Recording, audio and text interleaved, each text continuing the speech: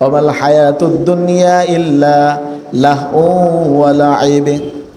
দুনিয়াটা হলো খেল তামাশার জায়গা বান্দা, এখানে থাকার জায়গা নয়, বরং তোমাকে এই জায়গা থেকে ঈমান এবং আমল মজবুত করতে হবে। এখানে আপনি থাকতে পারবেন না। আপনি কেন ওই বামপন্থীদের কথায় কান দেবেন, বিশ্বাস করবেন, বিশ্বাস করে আপনি আপনার ঈমান আমল নষ্ট করবেন, পরকালে আপনি ক্ষতিগ্রস্ত হয়ে যাবেন, অনন্তকাল জাহান্নামে থাকবেন। কেন বলেন?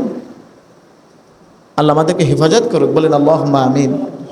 এজন্য সকল ক্ষমতার উৎসকে বলেন আল্লাহ।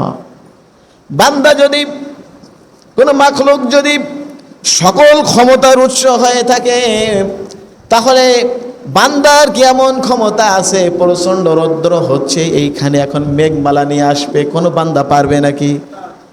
বান্দা যদি ক্ষমতার উৎস হয়ে থাকে, এখন বৃষ্টি হচ্ছে না, প্রচণ্ড বৃষ্টি প্রয়োজন, বৃষ্টি বন্ধ আছে, দুনিয়ার কোনো শক্তি, দুনিয়ার কোনো মাখলুক, দুনিয়ার কোনো মানুষ কি বৃষ্টির ব্যবস্থা করতে পারবে বলেন? আবার প্রচণ্ড বৃষ্টি হচ্ছে, ফসল ক্ষয়ক্ষতি হয়ে যাচ্ছে, এখন কোনো বান্দা আছে কি, এমন কোনো মাখলুক আছে কি এই বৃষ্টি বন্ধ করে দিয়া ওই জায়গায় সে রৌদ্র নিয়ে আসবে? কোনো মানুষের ক্ষমতা আছে নাকি? কথা বলেন ঠিক কি না? কোনো মানুষের ক্ষমতা নাই। প্রচণ্ড ঝড়, কোনো মানুষের ক্ষমতা কি আছে এই ঝড় বন্ধ করার?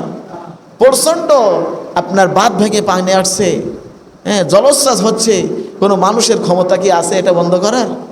নাই। তাহলে সকল ক্ষমতার উৎস কে বলেন? আল্লাহ।